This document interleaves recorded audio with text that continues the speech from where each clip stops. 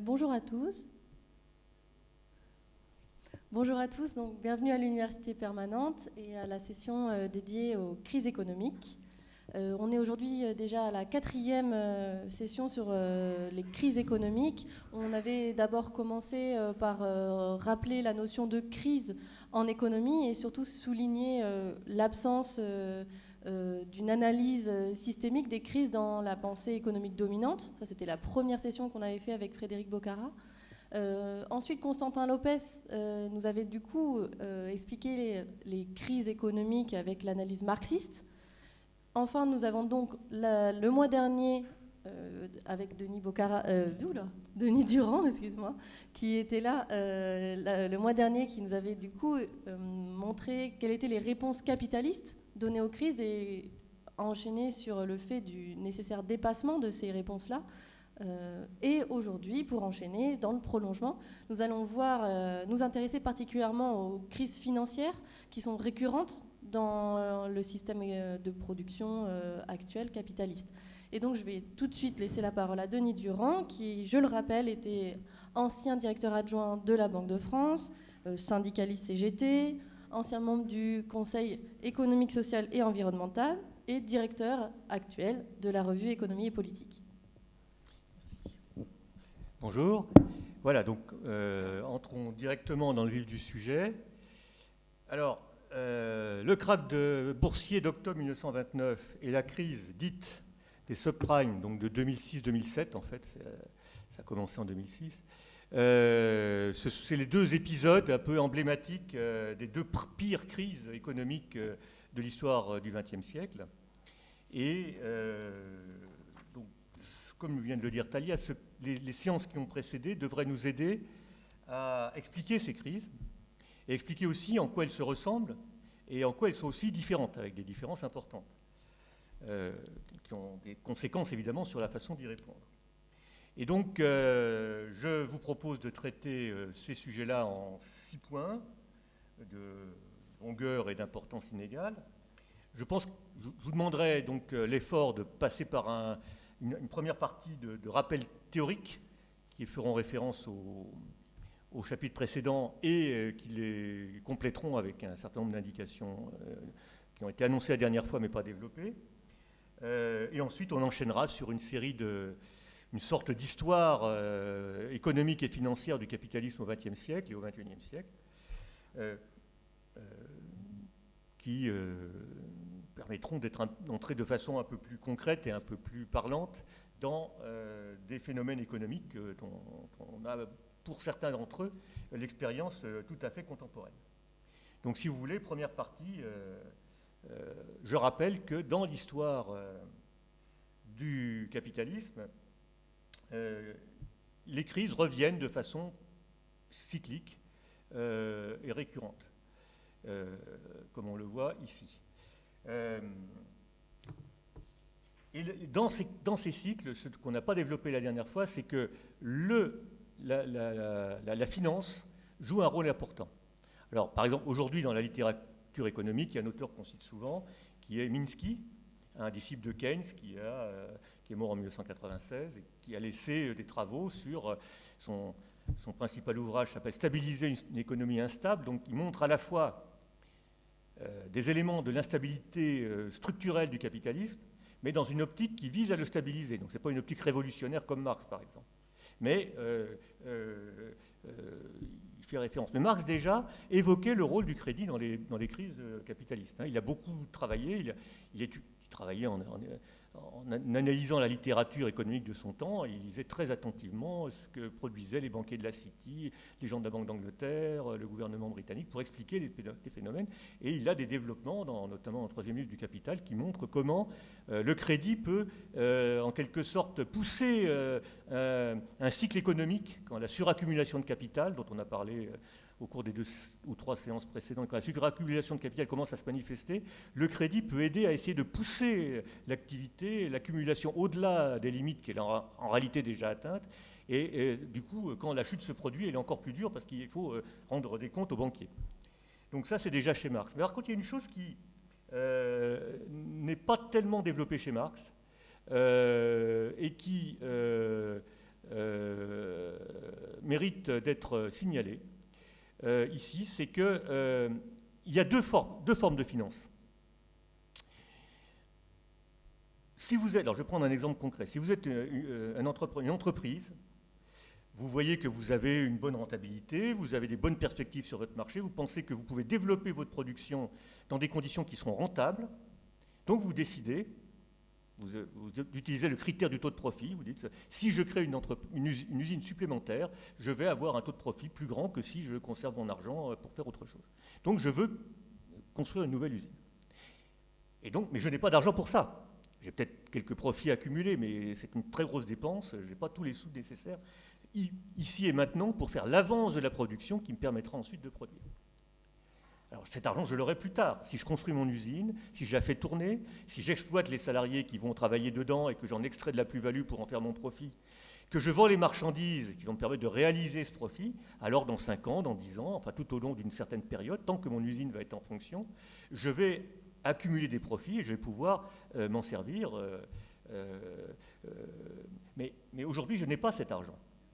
Donc il faut que j'aille le chercher quelque part. Donc je suis obligé de l'emprunter. Quand mon cycle de production aura été à son terme, j'aurai des profits qui me permettront de rembourser ce que j'ai emprunté aujourd'hui. Mais aujourd'hui, je n'ai pas. Donc je suis obligé d'obtenir auprès de quelqu'un ou de quelque chose l'avance des fonds qui me manquent pour engager le cycle du capital, le cycle de production.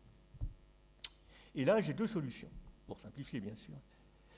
La solution à laquelle tout le monde est habitué, je peux aller voir un banquier et lui demander un crédit pour financer la réalisation de mon projet, un crédit d'équipement.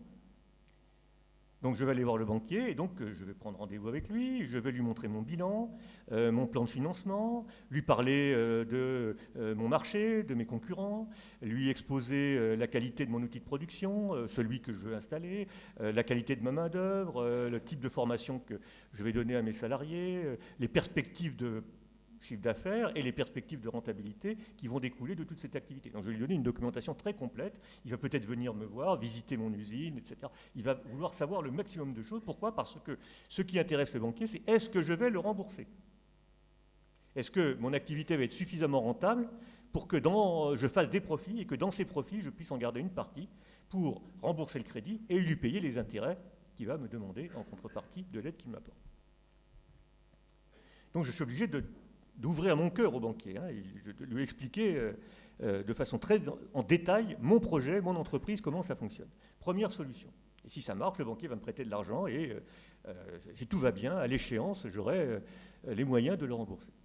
L'autre solution, c'est non pas d'aller voir un banquier, mais de m'adresser au marché financier. Et là, la technique est différente.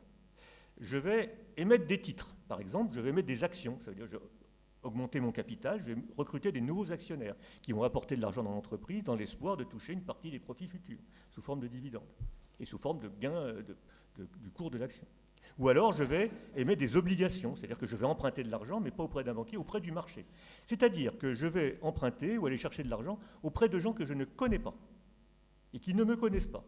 Éventuellement, ce qu'ils connaissent, c'est la note que j'ai sur les agences de notation, qui disent si je suis triple A ou triple C-. Et en fonction de ça, ils ont des ordinateurs qui ont des algorithmes qui calculent s'il faut acheter ou s'il faut vendre. Donc c'est une relation très différente entre la relation directe, bilatérale avec le banquier et la relation anonyme, impersonnelle avec le marché financier. Il y a une grande différence.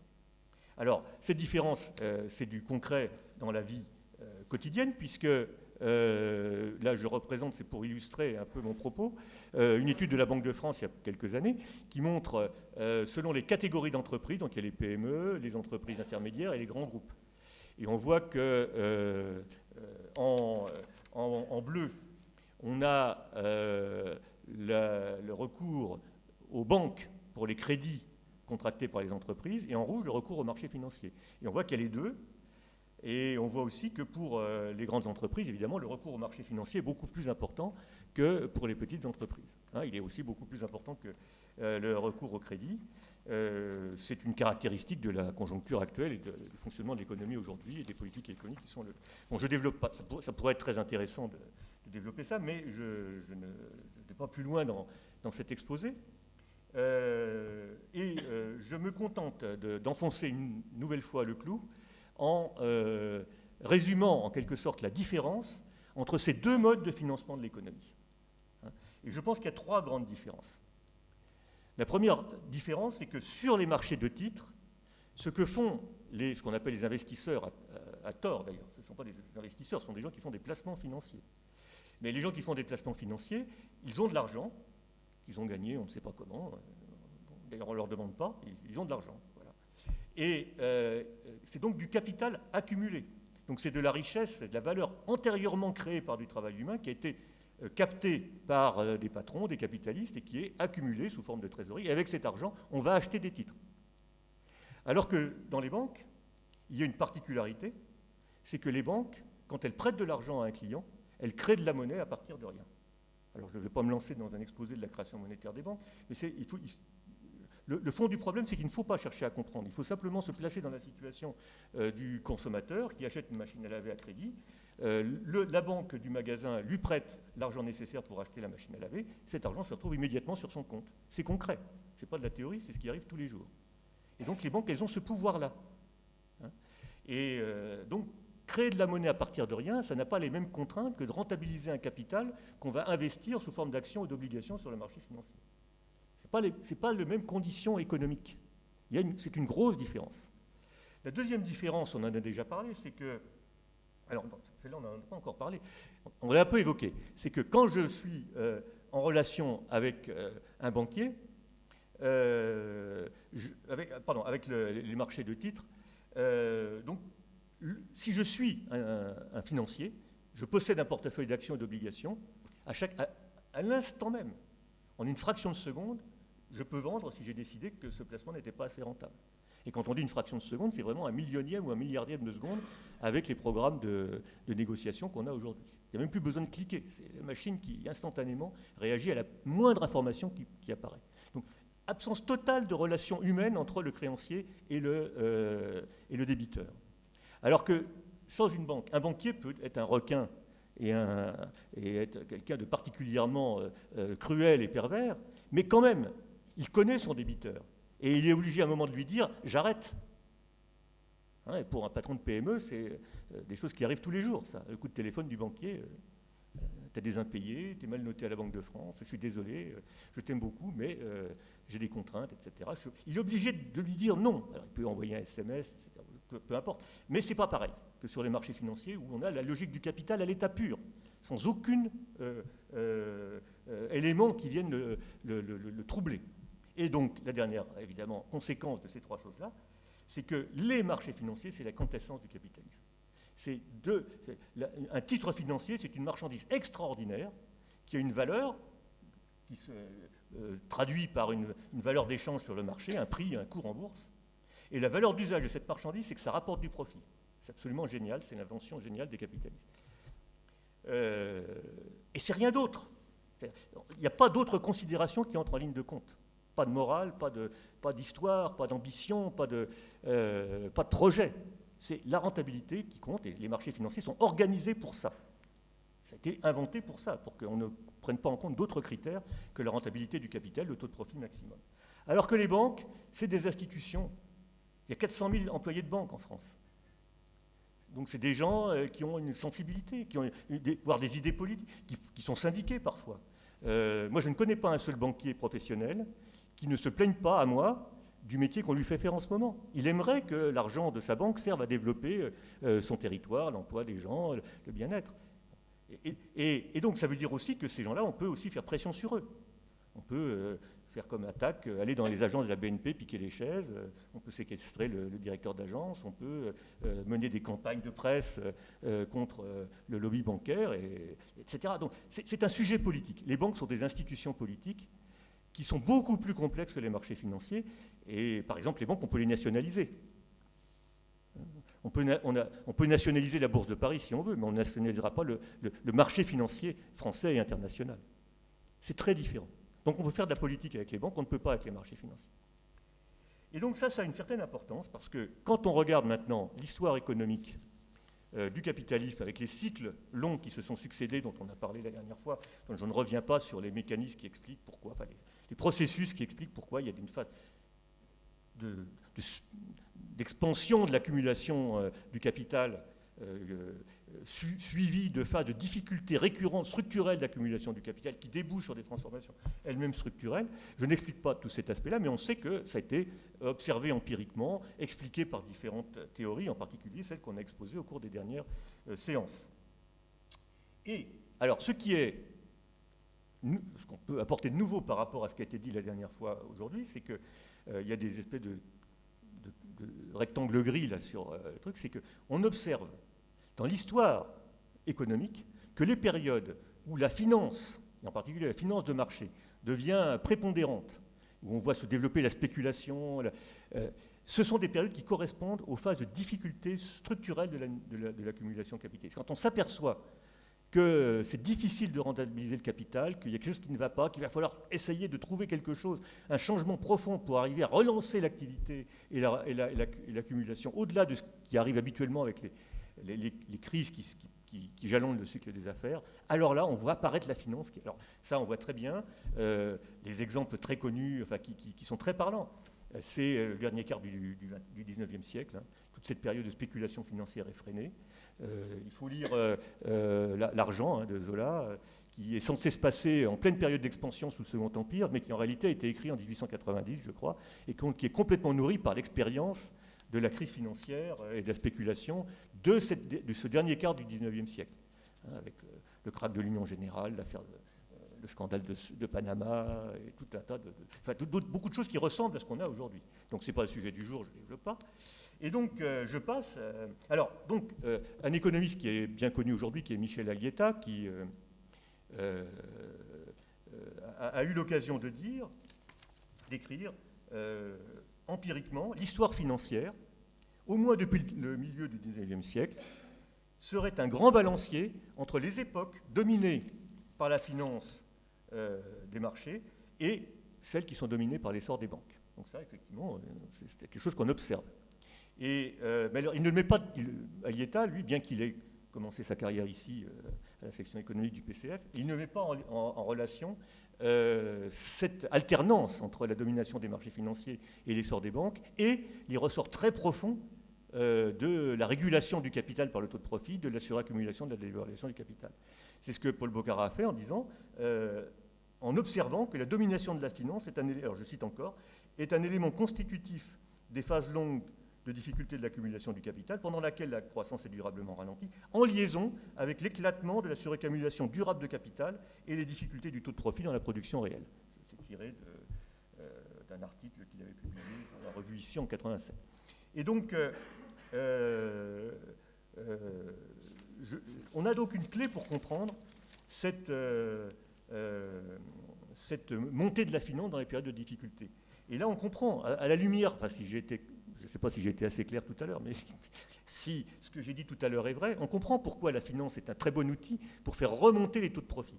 Les banques, c'est bien quand on est dans l'expansion. Si on veut favoriser la création de richesses, le crédit, c'est très très bien. On crée de la monnaie à partir de rien, et si tout va bien, on va être remboursé. Donc, l'expansion des banques correspond bien avec les périodes d'accumulation, de prospérité de l'accumulation du capital. En revanche, les marchés financiers, c'est formidable, parce que quand on a du mal à rentabiliser le capital, là, c'est la Gestapo. C'est une domination impersonnelle, brutale, directe, sans mélange, de la finance, de l'exigence de la rentabilité sur toute l'économie. Donc j'espère que je vais dans le bon sens avec mon truc, là, oui, c'est ça. Donc on a cette caractéristique des marchés financiers, et donc quand on est dans une phase où il va falloir faire quelque chose pour remonter la rentabilité du capital, il n'y a rien à faire, il faut faire quelque chose. Eh bien, l'expansion des marchés financiers, ça va nous aider à le faire. Je parle de nous, les capitalistes, on est bien d'accord. Ça va permettre deux choses en particulier. D'abord, si la bourse est pleine d'effervescence, ça veut dire qu'on achète et qu'on vend des actions dans tous les sens.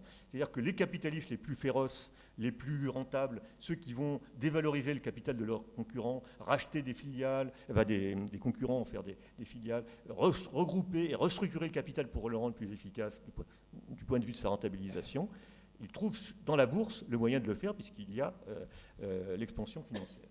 Et d'autre part, si vous avez des dirigeants d'entreprise qui ont tous les 3 mois, comme c'est le cas aujourd'hui, des comptes à rendre à leurs actionnaires en disant « De combien as-tu fait augmenter la rentabilité de ton entreprise depuis le dernier trimestre Combien de licenciements Combien d'augmentation Combien de baisse du coût du travail tu as obtenu ?»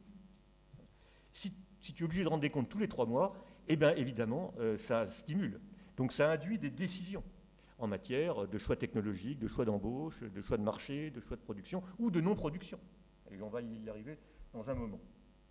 Donc, c'est ça qui explique que la financiarisation est une caractéristique des phases longues de difficulté du capitalisme. Deuxième partie de mon exposé, entrons un peu maintenant dans l'histoire économique concrète. Alors, je vais être très rapide sur le krach de 1929. Tout le monde sait que... Alors, la guerre de 14 éclate en pleine période de prospérité. Ça paraît un peu paradoxal d'après les idées qui... Mais c'est vrai, on a eu une relance de l'activité tout à fait à la fin du 19e, avec toute une série de phénomènes qui sont produits. Le plus fondamental étant le passage au capitalisme de monopole, la fusion entre le capital bancaire et le capital industriel pour faire le capital financier. Et tout ça est favorisé par l'expansion coloniale, par le soutien à l'accumulation qui est apporté par la montée des dépenses militaires qui conduisent à la guerre. Et donc on est en période de prospérité qui dure jusqu'en 1920 à peu près. Et en 1920 se manifeste une suraccumulation de capital caractérisée qu'on ne voit pas tout de suite et qui est... Alors, bon, il y a bien sûr des éléments il y a les destructions en Europe, mais pas aux États-Unis. Aux États-Unis, la guerre a permis une accélération de l'accumulation fantastique. Et en Grande-Bretagne, il n'y a pas eu de destruction massive non plus. Et donc, il y a une... Bon, je ne reviens pas sur la conjoncture de ce début de période, d'autant plus que ce n'est vraiment pas ma spécialité, mais il y a des crises, mais on s'en sort assez bien. La crise de 1920 est assez facilement surmontée, mais elle est assez facilement surmontée dans un contexte d'effervescence financière. Les années folles, c'est aussi les années folles de la finance. C'est Wall Street, c'est... donc un boom financier tout à fait à la Minsky, et favorisé par une abondante création monétaire consécutive au financement de l'effort de guerre par les banques centrales en particulier. Et puis en 1929, on s'aperçoit que tout ça, c'était pour une part de la spéculation et que ça ne correspondait pas à une véritable rentabilité. Et la difficulté de rentabilisation du capital éclate au moment où le krach boursier se produit. Alors, les krachs boursiers se produisent jamais complètement dans un ciel serein. Il y avait déjà eu des alertes avant, mais là, c'est vraiment la catastrophe. Les banquiers se jettent par la fenêtre des gratte-ciel de New York.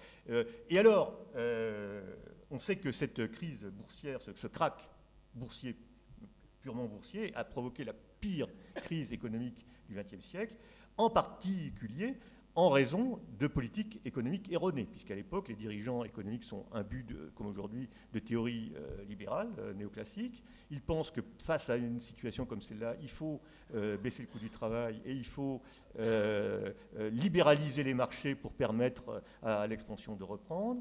Les banques centrales pensent qu'en restreignant la liquidité, ils vont maîtriser la spéculation et elles ne font qu'aggraver encore les conséquences du krach boursier. Et donc la crise se transmet par les banques aux banques autrichiennes et allemandes de façon très profonde, et finalement à l'ensemble de l'économie occidentale, dans un contexte sur lequel je ne reviens pas parce que c'est un sujet passionnant, dont je ne suis pas du tout spécialiste. Toute cette histoire financière de l'entre-deux-guerres, c'est un sujet où on a fait des tas d'expériences. Les pays qui ont essayé de retourner à l'étalon or, qui ont échoué, la déflation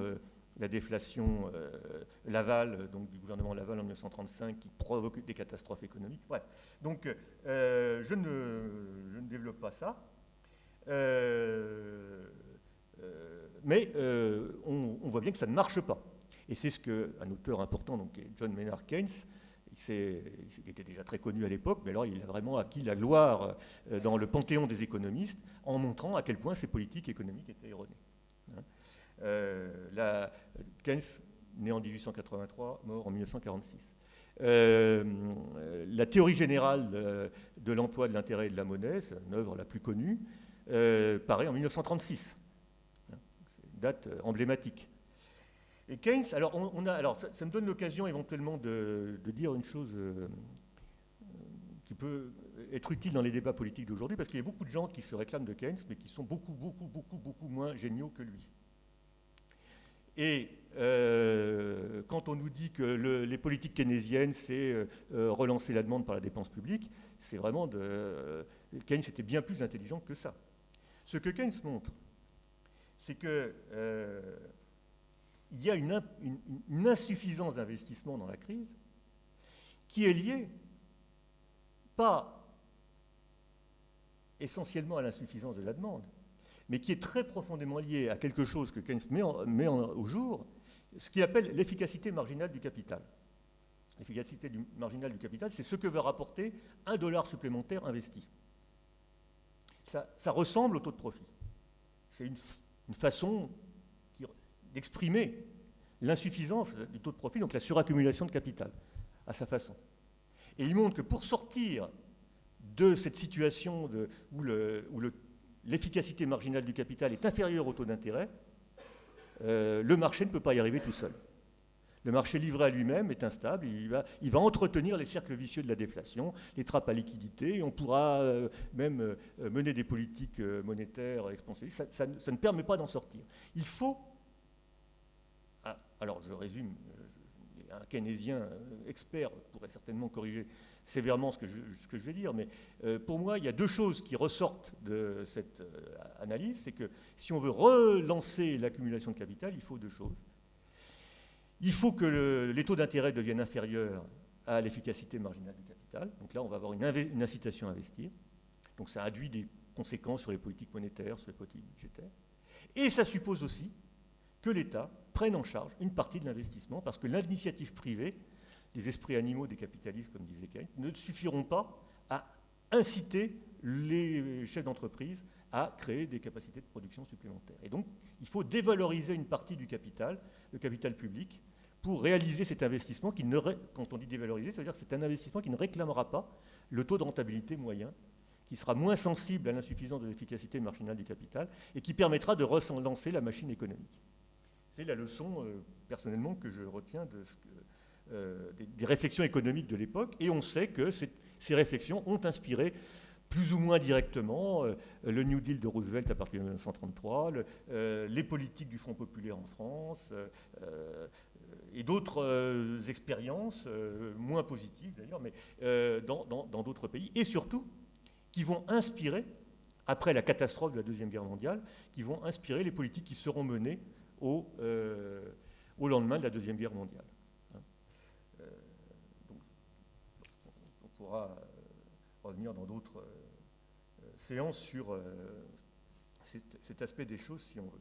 Et comme on l'a dit la dernière fois, cette crise profonde qui se déclenche avec une suraccumulation de capital caractérisée au début des années 20 et dont on réussit à sortir au milieu des années 40, on en sort parce que la régulation du capitalisme a été profondément modifiée par rapport au capitalisme monopoliste qui existait avant. On est entré dans un capitalisme monopoliste d'État social, et je rappelle une diapo que j'avais montrée la dernière fois. On voit qu'il y a des mesures, des interventions publiques qui sont exercées dans différents domaines, qui touchent la pointe supérieure du triangle, c'est le domaine social, donc la création de la sécurité sociale, le développement des services publics. Le triangle qui, pour vous, est à gauche, c'est des choses qui touchent au pouvoir, puisqu'il y a une intervention de l'État, la planification plus ou moins poussée, notamment en France, et puis les pouvoirs, même des pouvoirs des travailleurs. Dans les comités d'entreprise en France, on a aussi des expériences en Allemagne très différentes et ailleurs. Et puis, à gauche, il y a tout ce qui est les moyens, donc les investissements publics, les nationalisations, et en particulier donc les nationalisations des banques et l'étatisation des banques centrales. La Banque de France est nationalisée en 1946, après que l'État avait pris le contrôle de la Banque de France en 1936, et on va jusqu'à la nationalisation en 1946, la création d'un statut du personnel, etc. Et à l'époque, on nationalise aussi le Crédit Lyonnais, la BNCI et le Comptoir national d'escompte de Paris, qui deviendront plus tard la BNP, et la Société Générale. Et puis on contrôle aussi les grandes banques d'affaires que sont à l'époque Paribas, la Banque de l'Indochine, la Banque de Suède, etc. Bref, donc c'est pareil, on pourrait faire l'histoire financière de la France, c'est un sujet très intéressant de cette époque. Ce que je retiens, moi, c'est que tout cet ensemble de mesures, comme on l'a vu la dernière fois, permet de surmonter la crise précédente, et à travers une lutte de classe acharnée, puisque ça passe par les rapports de force de la libération, la puissance de la CGT, du Parti communiste, qui impose des réformes démocratiques révolutionnaires. Mais ces réformes révolutionnaires restent, pour des raisons géopolitiques, elles ne débouchent pas sur un renversement du capitalisme en Europe occidentale. Il y a la guerre froide, l'Europe occidentale reste dans le camp américain, et donc c'est le capital qui reprend la main, qui reprend le pouvoir, et qui utilise cette dévalorisation structurelle de capital public pour relancer la rentabilisation du capital privé. C'est le capitalisme monopolisé d'État social. Et qui a des résultats brillants, puisque c'est un miracle économique en Europe occidentale, une période de prospérité extraordinaire aux États-Unis, une renaissance au Japon, dans le contexte bien sûr de la rivalité avec l'Union soviétique, et les 30 Glorieuses, comme a dit Jean Fourastier. Au début, le financement de cette expansion repose massivement sur l'État. On a dit qu'on avait nationalisé les banques de France, et même le financement de l'économie passe beaucoup par le Trésor public. Il y a le circuit du Trésor. L'État s'arrange pour capter directement l'épargne à travers les comptes que les gens ont dans les services du Trésor, ça a existé jusque dans les années 90, à travers les caisses d'épargne, à travers les chèques postaux, à travers toute une série de dispositifs. Et puis même, ça va jusqu'à monter des circuits parapublics pour financer tout ce qu'il faut financer. Alors au départ, c'est vraiment l'État, c'est même l'aide Marshall dans les toutes premières années, qui sert d'avance à la production. Ensuite, c'est l'État français qui emprunte beaucoup sur les marchés financiers, aux banques, et qui s'en sert pour financer l'économie. Et puis vous avez un circuit qui est monté spécialement pour l'agriculture, autour du Crédit Agricole, un circuit spécial pour les petites entreprises, avec la Caisse nationale des marchés de l'État, un circuit spécial pour les grandes entreprises, avec une institution qui date de 1919, au lendemain de la Deuxième Guerre mondiale, le Crédit national, qui est là pour financer les grandes entreprises à des conditions favorisées, et qui est une institution privée, mais dont le directeur général est nommé par le ministre des Finances, etc. Et donc c'est des circuits très cloisonnés en France en particulier, mais c'est un peu pareil au Japon, où on a une espèce de forçage de la croissance à travers un contrôle public de l'économie. Cela dit, au fur et à mesure que l'expansion se produit, à partir de la fin des années 50, les années 60, on a tendance à avoir un premier amorce de libéralisation de l'économie. En particulier, c'est la grande époque de l'expansion des banques. C'est les réformes Debré en 1966 qui libéralisent l'ouverture de guichets bancaires. C'est et puis des restructurations aussi, la création de la BNP. C'est la loi de 1971 qui oblige les employeurs à payer les salaires sur le compte de leurs salariés. Donc en réalité, on oblige tous les Français à avoir un compte chèque. C'est une révolution. Ce n'était pas le cas avant. Et donc tout l'argent des Français est dans les banques maintenant, sauf les billets, mais justement, il y a de moins en moins de billets relativement aux sommes qui sont sur les comptes bancaires. Et donc c'est une grosse expansion des banques. C'est l'époque où toutes les banques conquièrent les centres-villes en installant des guichets partout. Et du point de vue de la régulation du système bancaire, c'est aussi une époque où on a tendance à favoriser des réformes libérales. Par exemple, on crée en 1967 un système emprunté aux États-Unis. Ça avait été inventé dans les années 30, 1933, je crois, par la Réserve fédérale américaine. C'est le système des réserves obligatoires. C'est moins contraignant que les règlements qui encadraient l'activité des banques avant. Ça donne un peu de respiration au marché monétaire. Et d'ailleurs, 2 ans après, 3 inspecteurs des finances, M.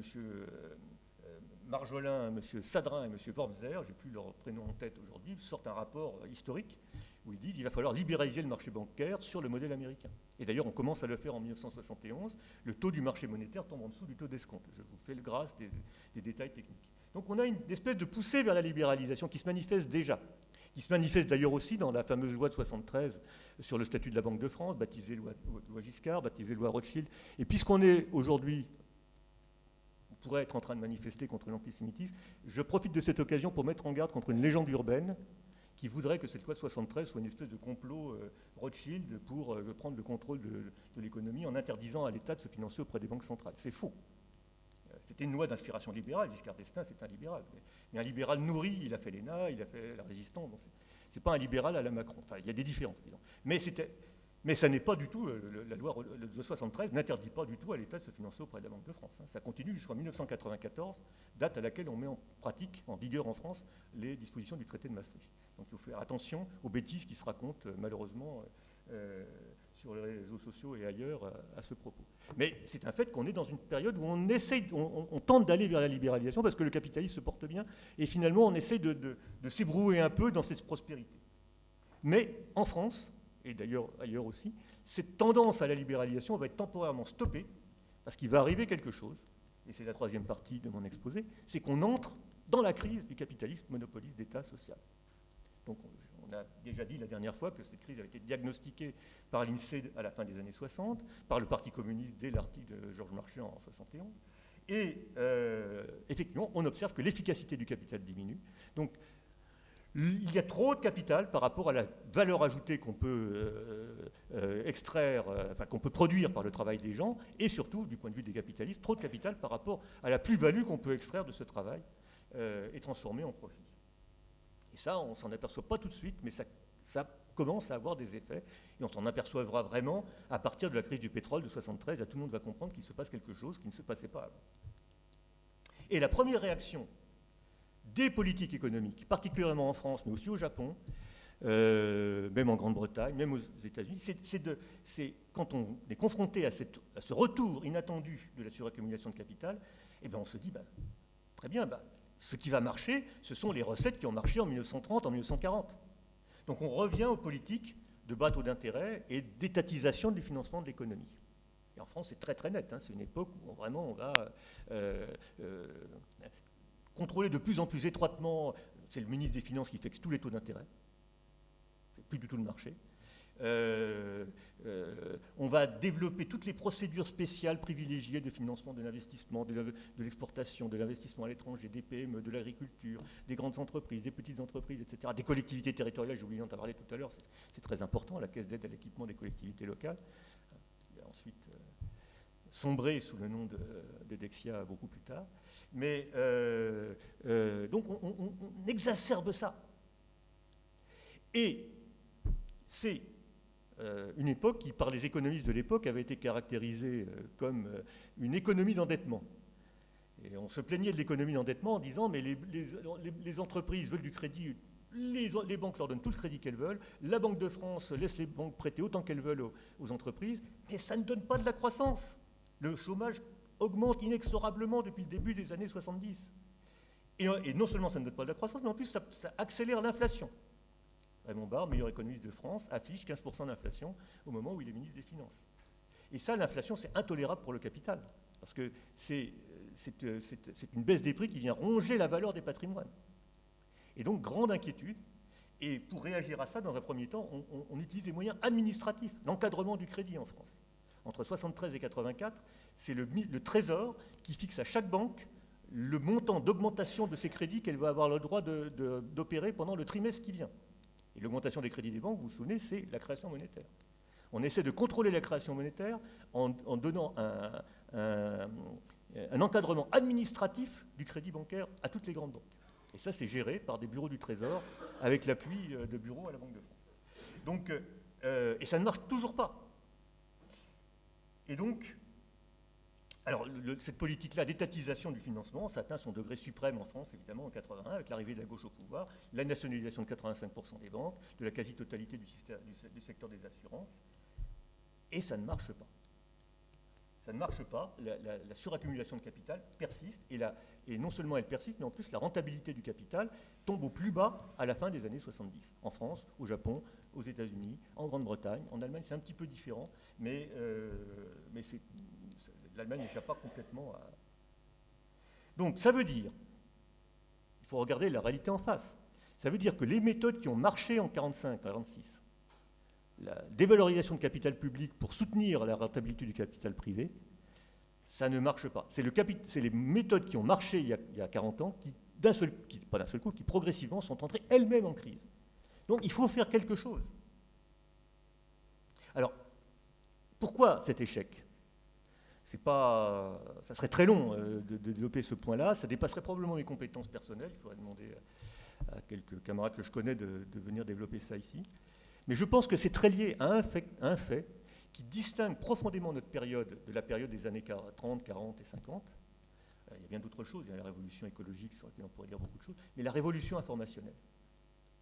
Parce que cette révolution technologique, aussi radicale que la révolution néolithique 7000 ans avant Jésus-Christ, ou que la révolution industrielle qui a été la base technique du capitalisme, elle remet profondément en cause l'économie de marché.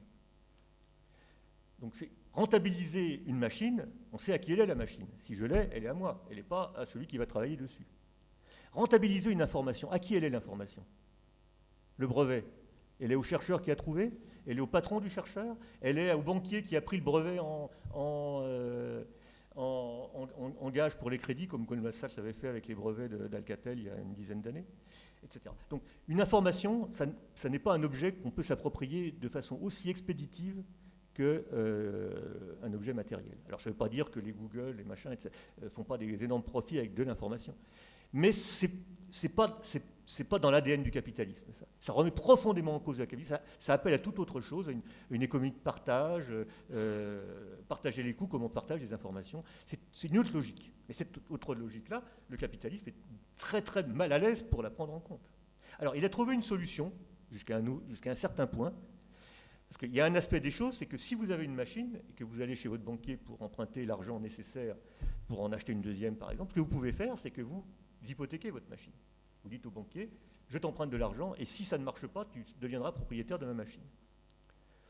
Une information, c'est beaucoup plus difficile. Si vous êtes un artiste, un réalisateur de film ou un producteur de film, tu vas voir ton banquier et on lui dit, bon voilà, je pense que ce film-là, ça va être le succès du siècle, il va faire 100 millions de dollars de recettes.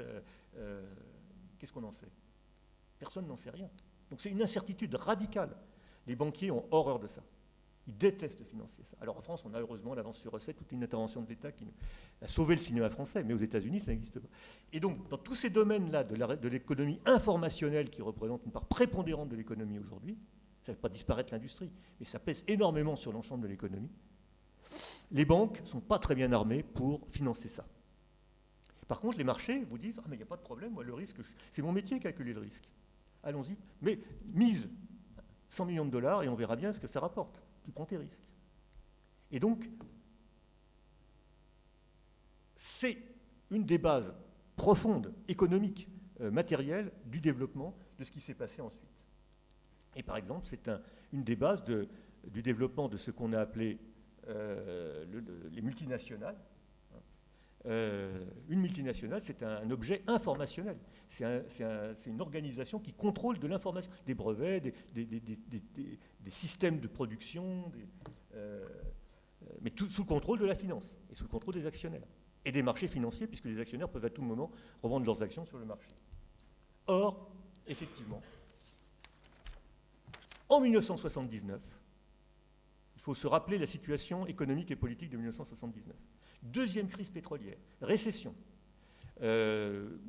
faillite de nombreuses entreprises, crise du système monétaire international depuis 10 ans, chute du dollar. Le dollar est au plus bas à l'époque et il vaut 4 francs. Perte de contrôle, donc risque de perte de contrôle par les États-Unis de leur monnaie qui est pourtant l'hégémonie, l'exorbitant privilège, comme disait Giscard d'Estaing, du dollar. Alors, il y a aussi l'aspect géopolitique.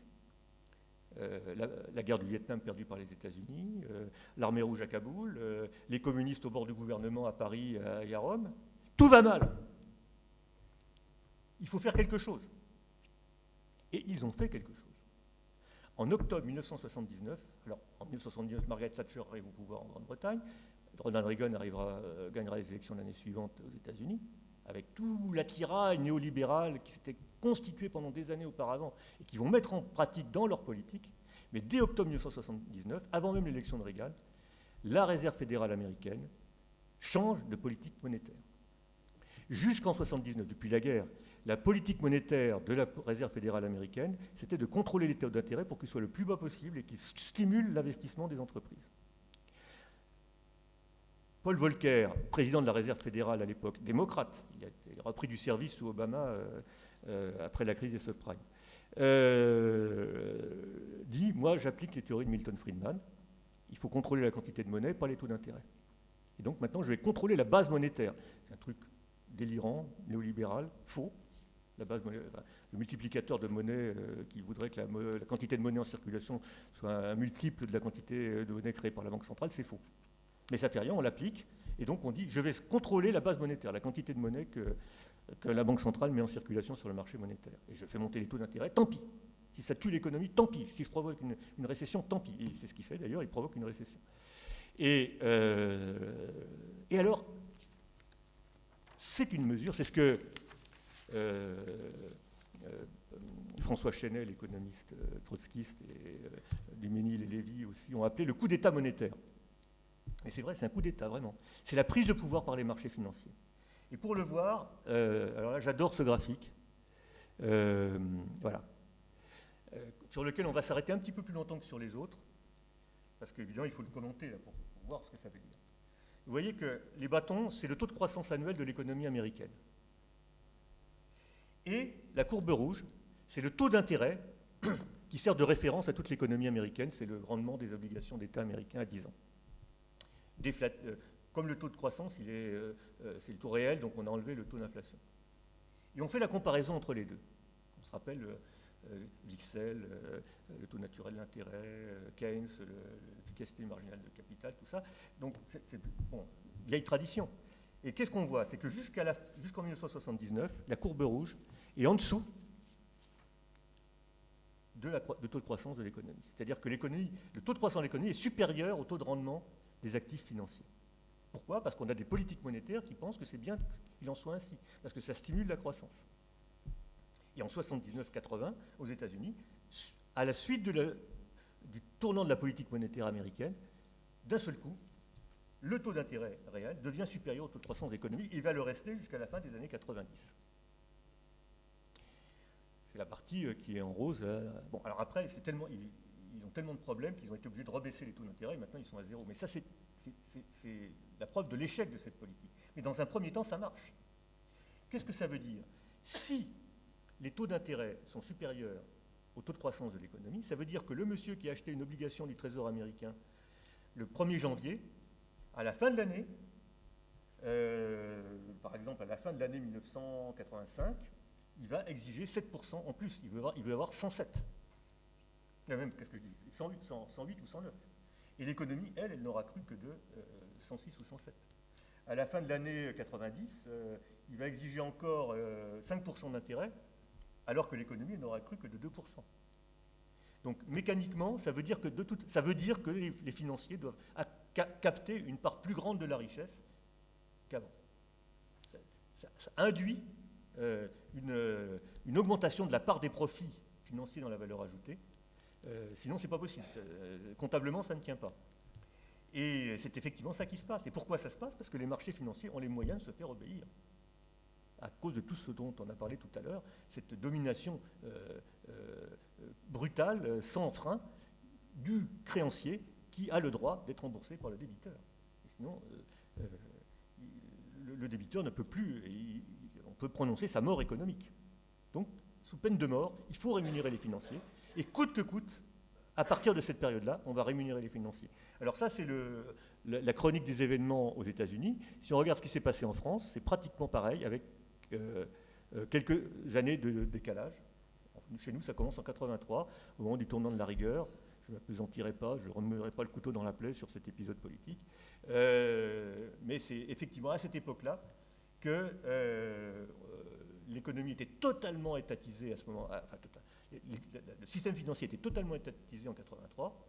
Et en 83, on commence à libéraliser les taux d'intérêt. Et puis après, on réforme complètement le marché de la dette publique. On crée les obligations assimilables du Trésor, les bons du Trésor négociables. On crée le MATIF en 1986, le marché à terme des instruments financiers, c'est-à-dire qu'on fait ce qu'on appelle les produits dérivés, c'est-à-dire qu'on fait piloter le système financier par la spéculation. On crée le marché des titres de créances négociables. Et à partir de 1986, on commence à démanteler le contrôle d'échange, donc à se diriger vers une situation où les capitaux peuvent circuler librement d'un pays à l'autre. Il faut se rappeler que dans les années qui précédaient, sous le gouvernement Mauroy-Delors, on ne pouvait pas partir en vacances, on demandait l'autorisation à la Banque de France pour emporter 500 francs. Donc c'est vraiment une révolution. C'est en France que c'était le plus brutal, parce que la France était le plus étatisé de tous les systèmes financiers du monde, avec peut-être le système japonais. Et d'un seul coup, il s'aligne sur le modèle anglo-saxon. Et donc en 86, on est prêt, on peut commencer à privatiser les banques. Parce qu'il y avait déjà eu en 84 la loi, je n'ai pas parlé, la loi Delors qui commence à banaliser le système bancaire, à revenir sur la séparation entre banques d'affaires et banques dépôt, etc. Et donc effectivement, la droite commence à privatiser les banques, ça commence par Paribas en 86.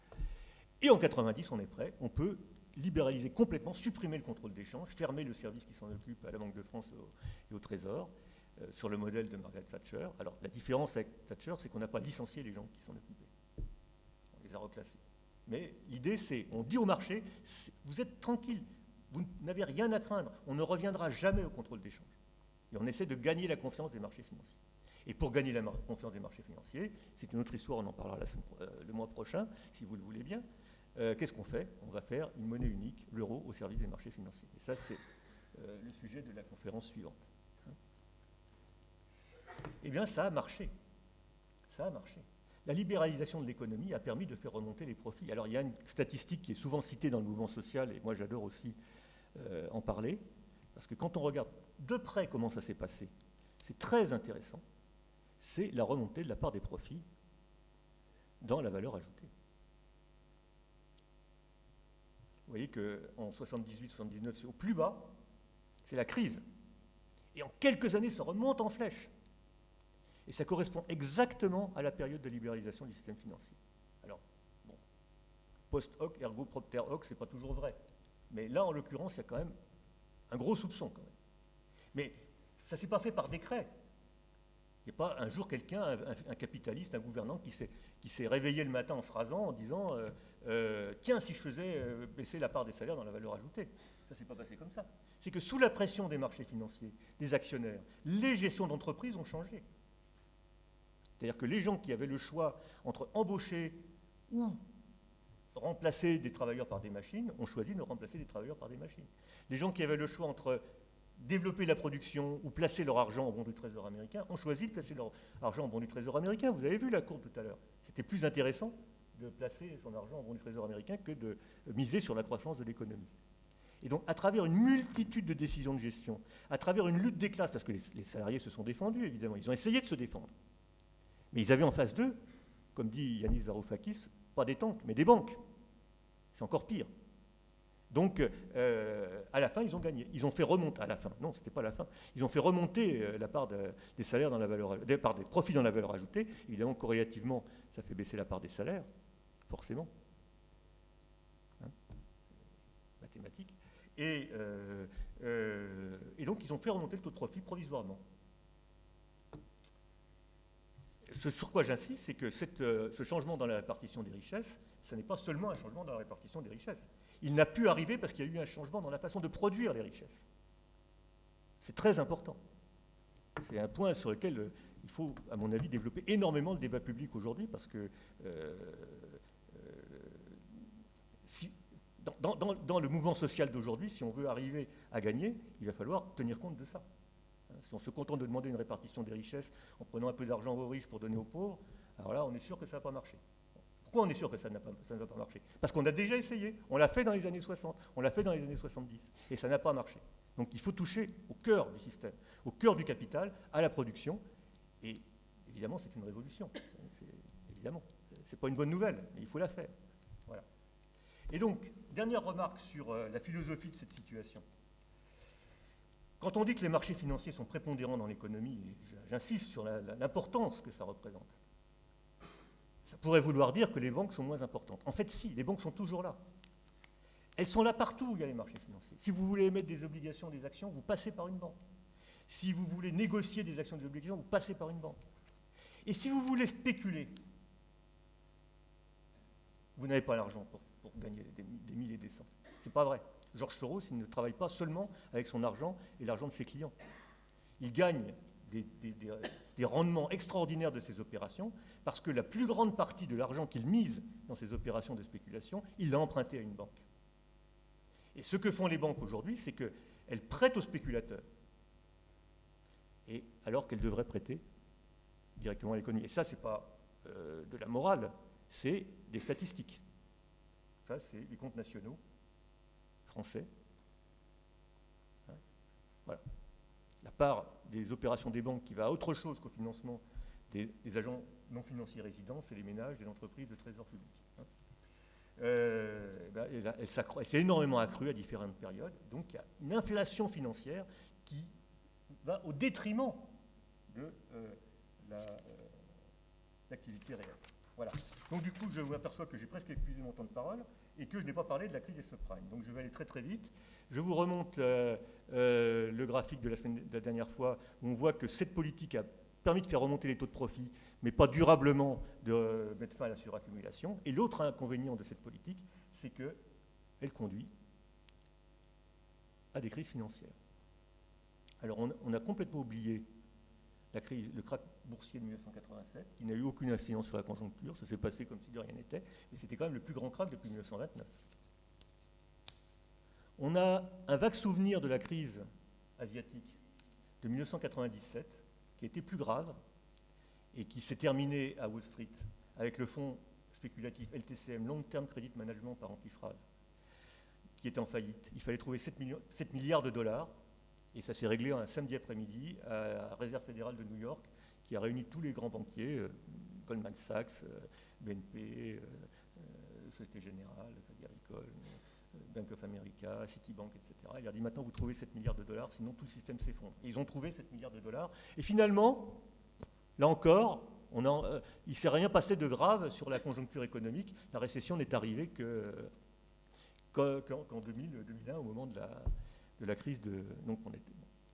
Et là, évidemment, la dernière catastrophe, c'est 2006-2007. Et là c'était tellement grave que ça a immédiatement provoqué une dépression très grave, la pire de toute l'après-guerre. Alors, qu'est-ce que c'est que cette histoire des subprimes ? On dit c'est les banques qui ont prêté de façon irresponsable à des ménages qui ne savaient pas ce qu'ils empruntaient, etc. Oui, sans doute, mais ce n'est pas le problème. Le problème, c'est qu'il existe aux États-Unis un système, depuis les années 30, qui consiste à transformer les crédits immobiliers aux ménages en titres qui sont négociés sur des marchés financiers. Alors ce marché était régulé.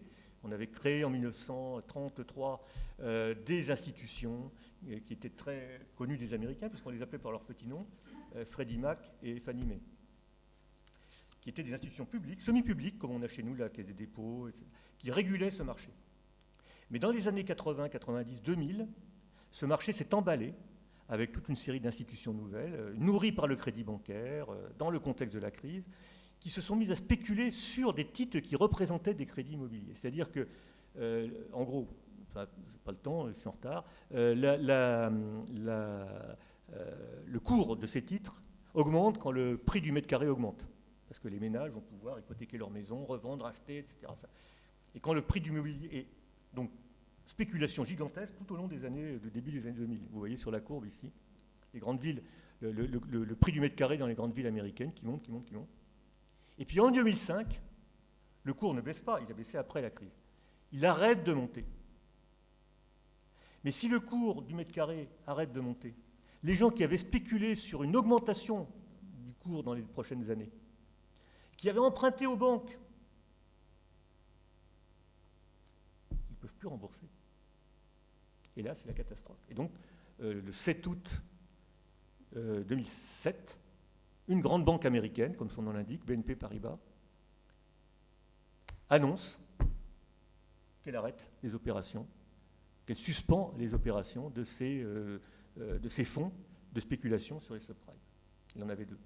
Et après, c'est la panique générale, parce que si BNP le dit, ça veut dire que tous, c'est comme les animaux, ils n'en mourraient pas tous, mais tous étaient frappés, ils ont tous peur de mourir. Donc, alors là, je vous montre ce truc, je ne vous commande pas, vous voyez, c'est juste pour vous montrer à quel point c'est compliqué. Hein, les interactions, c'est-à-dire qu'en quelques semaines, une crise localisée sur un marché important, mais localisée aux États-Unis, devient une crise mondiale de l'ensemble du système financier occidental. Voilà. Donc, panique générale. Septembre 2008, faillite de Lehman Brothers, une des 5 grandes banques de Wall Street, tout le monde s'en souvient. Mais sauf que Lehman Brothers devait de l'argent à tout le monde. Il devait de l'argent à Goldman Sachs, il devait de l'argent à BNP, il devait de l'argent au Crédit Agricole. Bon. Il devait de l'argent à ING, la plus grosse compagnie d'assurance du monde. Donc toutes ces entreprises-là font faillite, virtuellement. Fannie Mae et Freddie Mac, qui géraient le marché des subprimes, sont en faillite, techniquement. Et alors le Trésor américain, qui avait vu ce que ça donnait quand on accepte la mise en faillite de Lehman, décide que ça suffit, on va sauver le système financier international. On va sauver le système, qu'est-ce que ça veut dire? Ça veut dire qu'on va essayer de tirer les leçons des erreurs qui ont été faites en 1930, 1929. Donc on baisse les taux d'intérêt, on déverse de la liquidité sur le marché monétaire. Ça, c'est la politique monétaire. Vous voyez la Réserve fédérale, comment elle augmente son bilan. Quand une banque centrale augmente son bilan, ça veut dire qu'elle crée massivement de la monnaie. On y reviendra la prochaine fois sur le cas de la BCE de façon plus détaillée. Et puis les États font des plans de relance. Alors d'abord, ils viennent au secours des banques, hein, avec toutes les dispositions qui sont écrites ici, que je ne répète pas. Et puis il y a des plans de relance. Et alors, comme les opérateurs privés, les entreprises et les ménages, qui sont en faillite, donc les entreprises à cause de la crise, les ménages parce qu'ils ont des emprunts immobiliers qu'ils ne peuvent pas rembourser, eh bien qu'est-ce qui va se passer? C'est qu'il faut bien que quelqu'un prenne le relais. Il faut bien que que l'endettement public vienne remplacer l'endettement privé. Alors ça, ce graphique qui a été fait par M. Prouta, économiste au Crédit Agricole il y a quelques années, il est très très parlant. Il montre comment évolue la dette privée en marron, là, qui s'effondre au moment de la crise, des subprimes, mais aussitôt l'État vient au secours en empruntant à la place. Alors il emprunte pour comment? Avec des plans de relance massifs, donc, aux États-Unis, en Chine, au Japon, un peu moins en Europe, les États vont dépenser beaucoup d'argent pour relancer l'économie. Et, sauf que quand un État dépense de l'argent, ça fait du déficit, comme on le voit sur ce graphique-là. Et quand on augmente le déficit public, on augmente la dette. Et là, si on avait le temps de s'arrêter sur ce graphique, c'est assez amusant parce qu'on s'apercevrait que les pays qui ont le plus augmenté leur dette publique en pourcentage du PIB après la crise, ce n'est pas forcément ce qu'on croit. Par exemple, les États-Unis, qui sont pratiquement dans la même situation que la Grèce. Et que se passe-t-il une fois que les États ont sauvé les marchés financiers en s'endettant massivement? Que disent les marchés financiers? Ah, mais c'est pas bien là, vous êtes endettés. C'est très grave. Vous nous faites peur. Vous risquez de ne jamais nous rembourser. Et donc, on va commencer à spéculer contre vous. Et que font les États? On a vu ce qui s'est passé. Donc, il y a ceux qui payent pour les autres, comme la Grèce, qui sont massacrés. Et puis les autres, les banques centrales prêtent de l'argent, les États s'endettent. Et on injecte de l'argent dans le système pour continuer l'inflation financière. Et le résultat, c'est ça. C'est l'évolution comparée. En bleu, le PIB mondial réel, c'est-à-dire la quantité de richesse créée chaque année par les gens qui travaillent sur la planète. Et en rouge, le total de l'argent qui est dans les bourses. Et donc on voit comment ça évolue en base 100 en 80 et ce que ça devient en 2015. C'est-à-dire qu'on va vers un nouveau crack, tout le monde le sait, tout le monde le dit, et il sera pire que celui de 2007, puisqu'on est encore dans des proportions encore plus défavorables. Donc je termine là-dessus. Pour ne pas être trop... éviter que les auditeurs sortent complètement effondrés de la séance et qu'on assiste à une épidémie de dépression, je pense qu'il y a une solution. Mais évidemment, il faut toucher profondément aux racines du système. Mais comment arriver aux racines du système? Par quelle voie on y arrive? Toucher à la suraccumulation de capital. Remplacer la logique du taux de profit par une logique de développement des capacités humaines et des biens communs. C'est pas évident. Alors moi j'ai une suggestion, c'est pas la seule, mais elle me paraît fondamentale, cruciale et d'une grande actualité politique. D'ailleurs, on en parle cet après-midi dans la presse. Si on veut toucher au pouvoir du capital, si on s'attaque aux marchés financiers, on a perdu d'avance. Les marchés financiers, c'est le capital à l'état pur. Par contre, on peut s'attaquer aux banques. Et ça me ramène à ce que je disais en commençant. Les banques, ce sont des institutions politiques sur lesquelles on peut agir. Les banques et les banques centrales, d'ailleurs, au passage. Et ça, c'est de la politique. Donc ça dépasse le cadre de l'exposé. Non, ça ne dépasse pas, d'ailleurs. C'est tout à fait légitime d'en parler. Mais comme j'ai déjà largement dépassé mon temps de parole, je n'épilogue pas davantage là-dessus. Je vous laisse imaginer la suite de l'argumentation. Voilà.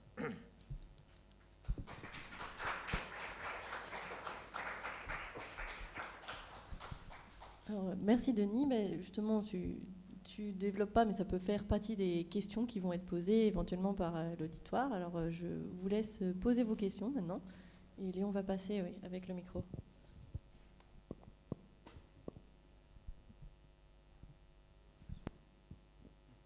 Merci Denis pour ton exposé. Je me suis posé une question en t'entendant, mais j'ai peut-être raté un point du raisonnement qui m'a semblé un peu plus faible, mais sans doute que j'ai raté quelque chose.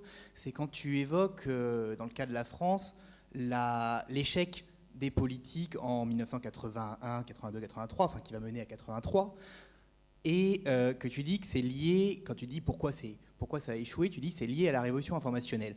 Alors là, le lien entre l'échec des politiques de contrôle du capital, de réinjection du capital par les banques nationalisées et la révolution informationnelle qui, sur d'autres points, me semble très important, le lien m'échappe.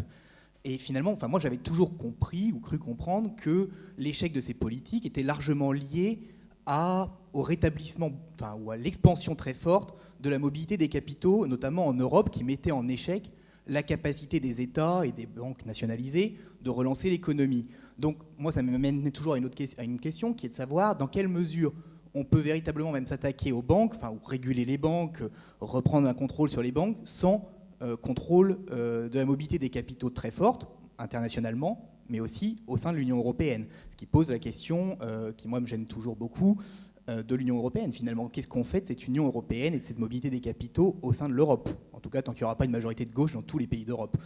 Ce qu'on peut souhaiter, mais bon. On va prendre plusieurs questions ou commentaires ou remarques.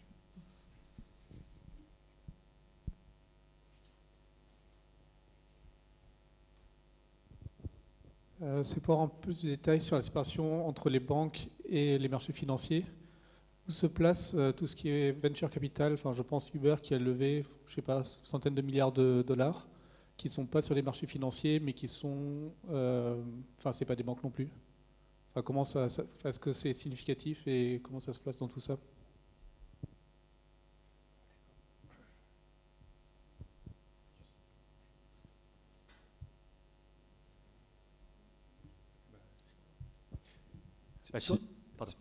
Sinon, moi j'avais une question un peu plus théorique aussi sur quand on parle justement donc de crise financière.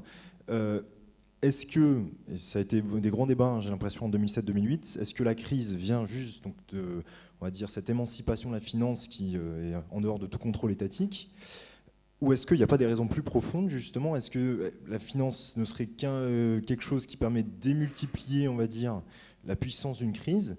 Ou est-ce que donc la finance serait pas réellement, serait juste une sorte d'outil, mais pas réellement, en tout cas, une des causes d'une crise économique?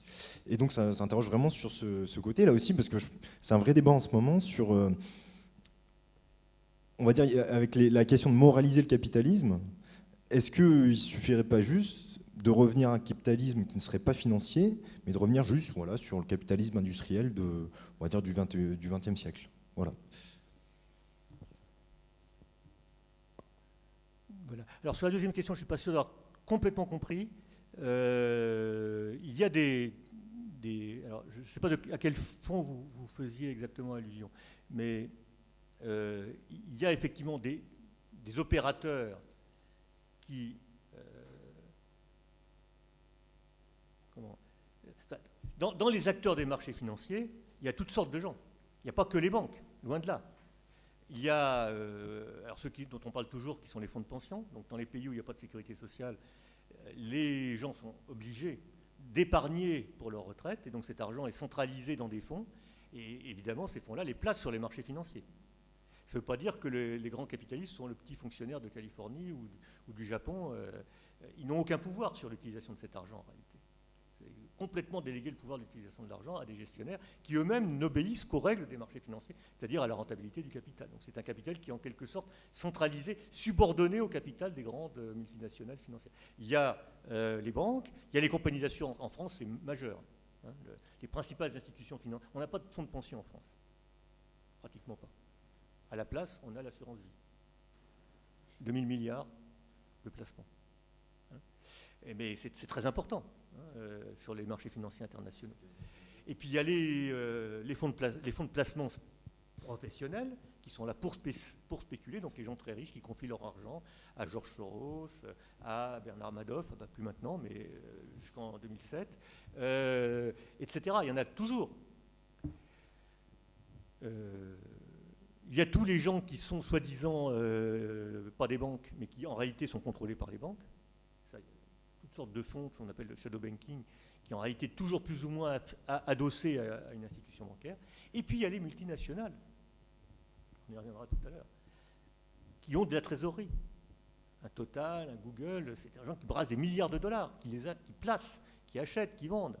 Et puis les États, bien sûr, hein, l'État chinois qui possède 2000 milliards ou 3000 milliards de bons du Trésor américain, etc. Donc c'est beaucoup de monde. Hein. Et là-dedans, il y a des opérateurs qui font de la spéculation. Mais toujours, cet argent, il faut bien qu'il vienne de quelque part, et il est toujours plus ou moins emprunté au système bancaire, parce que c'est les banques qui créent la monnaie. Ça ne veut pas dire qu'ils font de l'argent avec de l'argent. Ils font des profits avec la sueur et la plus-value extraite des gens qui travaillent. Mais les marchés financiers, c'est une machine à pousser au maximum l'exploitation de la force de travail à travers le pouvoir qu'exerce le créancier sur son débiteur. Alors sur la question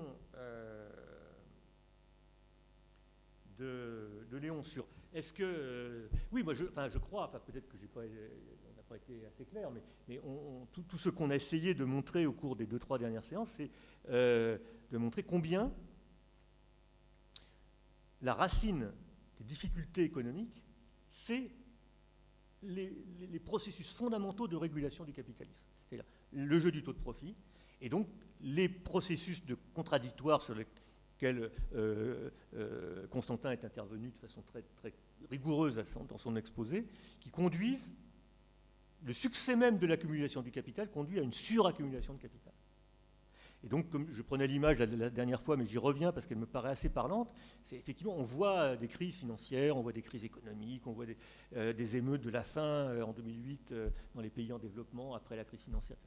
Et tout ça, c'est les phénomènes qui apparaissent à la surface. Mais au fond, en dessous, il y a les plaques qui bougent sous l'effet de la convection qui règne au cœur de la Terre. C'est un peu la même chose. C'est-à-dire qu'on a ce phénomène profond de la suraccumulation de capital qui, dans un système économique qui est infiniment plus compliqué que le système de la géologie terrestre, hein, qui produit des effets. Et ces effets, quelquefois, ils peuvent être extrêmement destructeurs pour les gens qui sont à la surface.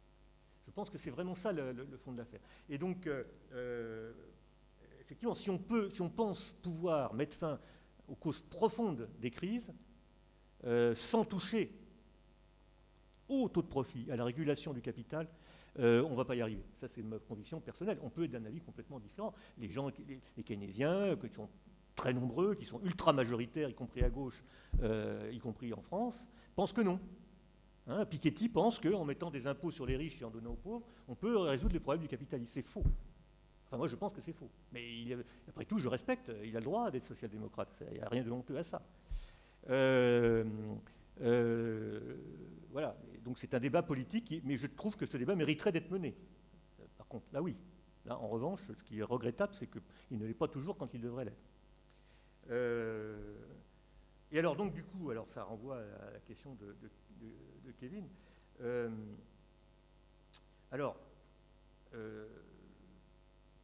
Qu'est-ce qu'on entend concrètement par mobilité des capitaux? Parce que ce qui est vrai, c'est que ce qui caractérise la mondialisation contemporaine par rapport à d'autres périodes, c'est pas la libre circulation des marchandises. Ça a déjà existé. C'était largement, à certaines époques du passé, aussi développé qu'aujourd'hui. C'est pas la liberté des taux de change, on a eu... bref. Mais c'est les mouvements de capitaux, effectivement. Mais concrètement, qu'est-ce que ça veut dire? Ça veut dire, c'est les capitaux, donc c'est les multinationales. Hein, et donc il y avait déjà des multinationales avant la période contemporaine, avant l'après. Mais aujourd'hui, c'est un phénomène majeur de l'économie contemporaine. Et donc si on veut saisir, par exemple, les mouvements de capitaux dans la réalité économique, on a des sources statistiques. C'est quoi la source statistique? C'est la balance des paiements. La balance des paiements, elle nous montre ce qu'on appelle les investissements directs. Les investissements directs à l'étranger, c'est quand une multinationale achète une entreprise à l'étranger. On appelle ça investissement direct, comme si elle construisait une usine. C'est très rare. En réalité, ce qui se passe, c'est que Airbus achète une filiale au Brésil, ou Orange achète une maison de téléphonie en Argentine ou en Grande-Bretagne, puisqu'elle tire son nom d'une filiale britannique, etc. C'est les multinationales. Les investissements étrangers en France, c'est quand Ford installe une usine à Bordeaux. Et puis, quand elle ferme l'usine, c'est des capitaux qui s'en vont. Hein. Donc, c'est très profondément ancré dans une réalité économique. Et en même temps, ça peut être totalement financier et totalement anti-économique. Et c'est là que, moi, effectivement, là, je m'inspire du travail de Frédéric Boccara dans sa thèse sur les multinationales, où il montre précisément le côté, entre autres choses, il montre la nature informationnelle de cette réalité économique que sont les multinationales. Parce que ce qui compte de plus en plus aujourd'hui, c'est par exemple les brevets. C'est par exemple la maîtrise de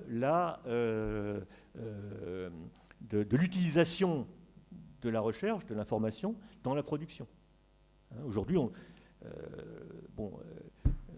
ne peut plus rien... On le voit très bien avec le conflit, la guerre économique mondiale sur les automobiles aujourd'hui. Et ça, c'est un exemple qui est bien connu depuis longtemps parce que c'était montré par le mouvement syndical. Mais quand on construit une voiture en France, 10-20% de la valeur ajoutée vient de la France. Tout le reste, c'était assemblé à partir de composants qui ont été l'objet de l'exercice d'une force de travail humaine pratiquement sur toute la planète, etc. Et c'est vrai pour tous les produits aujourd'hui. On est complètement immergé là-dedans. Et donc, il y a les mouvements de capitaux, mais ces mouvements de capitaux renvoient à une réalité dans la production, dans les relations. Et ils renvoient donc à cette histoire de révolution informationnelle à travers le fait que pour financer ce type de croissance-là, on a fait appel au marché financier. Et donc on a construit la liberté de mouvement de capitaux dans un pays comme la France. Alors l'Allemagne avait la liberté de mouvement de capitaux depuis 1967. Bon, je n'entendrai rien à Kevin, qui connaît bien le sujet. Mais en ceci, elle a servi de modèle, mais ça c'est l'exposé de la prochaine fois, elle a servi de modèle à tous les autres pays européens. Les Allemands ont passé leur temps à dire, comme ils disent aujourd'hui, pourquoi vous ne faites pas de l'austérité budgétaire comme nous? À l'époque, ils disaient, pourquoi vous n'avez pas la liberté de mouvement de capitaux? Eh bien oui, parce que le Deutsche Mark était une monnaie dominante. C'est facile de laisser les capitaux circuler si on sait qu'ils vont toujours venir chez nous. Ou que même s'ils ne viennent pas chez nous, de toute façon, notre monnaie va rester très forte et que les marchés auront confiance en elle. Bref. Donc ça s'est construit en France. C'était inimaginable dans les années 80, puisqu'on allait de dévaluation en dévaluation, on avait un système financier complètement cloisonné, et donc ça s'est construit progressivement, avec l'assentiment des autorités politiques, parfois contre elles. Ça, c'est des épisodes, personnellement, que j'ai vécu dans ma vie professionnelle, des gouverneurs qui essayaient de taper du poing sur la table, et puis les banques leur répondaient, mais monsieur le gouverneur, vous savez, vous ne voulez pas qu'on fasse nos opérations à Luxembourg, mais on les fait quand même. Et puis c'est tout. Donc effectivement, c'est très puissant, la liberté des mouvements de capitaux. Mais c'est construit sur quelque chose de très profond en même temps. Alors, après, recette de politique économique, j'arrête... oui, mais qu'est-ce que ça veut dire? J'interdis à l'Air Liquide d'avoir une activité au Japon ou en Russie. J'interdis à Ford... non, c'est un mauvais exemple, mais je ne sais pas. J'interdis à Boeing de construire une usine en France. Hein, ça suppose une construction politique qui est un peu plus, comment dirais-je, qui est un peu plus en profondeur que, disons, un discours un peu, comment dirais-je, souverainiste en matière de politique financière, je pense. Hein. Oui, je ne sais pas si j'ai répondu aux questions, mais en tout cas, j'ai évoqué les trois. Alors, est-ce qu'il y a d'autres questions? Oui, devant.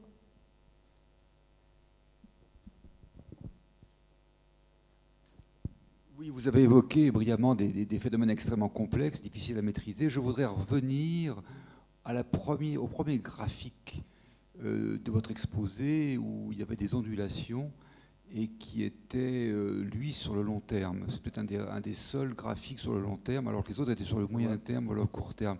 Alors, vous avez montré des ondulations sur une base horizontale, où il y avait le gaz 70, bon, le Second Empire, des choses comme ça. Ouais.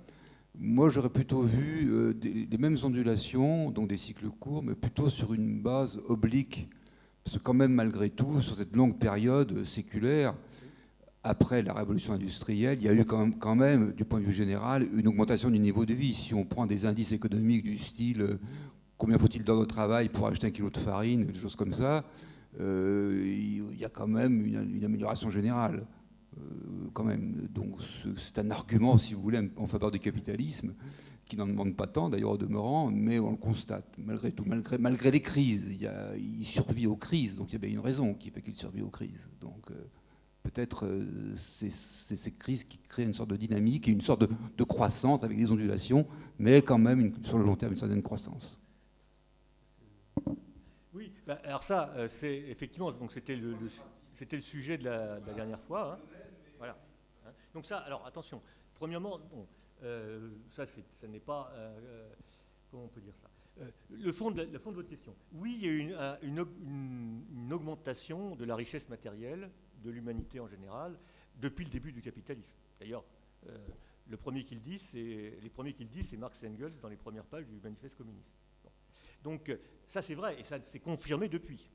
Et la période des 30 glorieuses, comme on dit, a été une période d'accroissement de la richesse matérielle fantastique. Bon. Mais le point de vue où je me place, la méthodologie que j'adopte pour analyser les fluctuations du capitalisme, consiste à ne pas considérer exactement l'augmentation de la richesse matérielle, mais à considérer l'évolution de l'économie du point de vue de la rentabilité du capital, du point de vue du taux de profit. Et c'est de ce point de vue-là qu'on peut dire, et que ça a été donc statistiquement documenté par Kondratiev et ceux qui l'ont suivi, que l'histoire du capitalisme peut être décomposée en phases pendant lesquelles l'accumulation du capital est plutôt facile et des phases pendant lesquelles elle est plutôt difficile.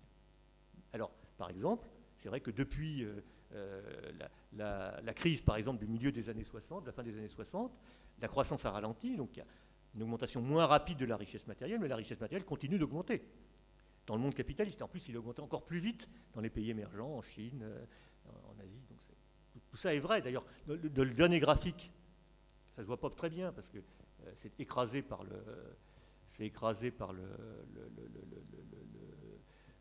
comme je ne vois pas l'ordinateur, je suis obligé de défiler une par une, mais ça y est, voilà.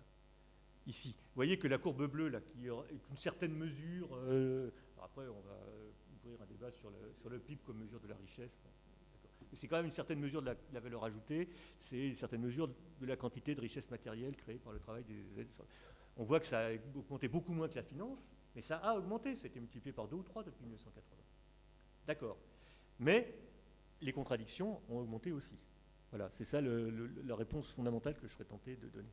Et alors, puisque j'ai la parole, ça me repère un truc que je voulais aussi dire à la suite de la question de Kevin. Donc, quand on parle de politique économique pour répondre à la suraccumulation financière, il faut voir aussi l'aspect révolution informationnelle. Il est nouveau. Il est nouveau par rapport à la crise des années 30-40. Et c'est ce qu'on disait un peu la dernière fois. En 1945, en 1950, on savait ce qu'il fallait produire. Il fallait produire du charbon et de l'acier. Je pense qu'aujourd'hui, avec la révolution écologique, on va plutôt se dire qu'il vaudrait mieux pas produire du charbon. Et l'acier, ça envoie aussi beaucoup de CO2 dans l'atmosphère. Par contre, il y a une foule de choses qu'on ne produisait pas du tout, ou qu'on produisait à l'époque, ou qui n'étaient pas l'objet d'un marché, ou qui n'avaient pas une importance aussi énorme. Par exemple, à l'époque, on ne fabriquait pas d'ordinateurs, évidemment. Bon. Mais donc, il y a quelque chose de nouveau avec la révolution informationnelle, c'est qu'une part prépondérante de l'activité consiste non plus à manipuler de la matière, manipuler des informations. Et ça, les solutions qui ont été trouvées à la crise dans les années 50 ne traitaient pas du tout cet aspect des choses. De même qu'elles ne traitaient pas du tout l'écologie. À l'époque, la nature, c'était un ennemi à combattre, ce n'était pas des ressources à préserver, ou plus exactement des biens communs à développer. Ça, autre sujet. Il mériterait certainement des séances spéciales de l'université permanente. Voilà.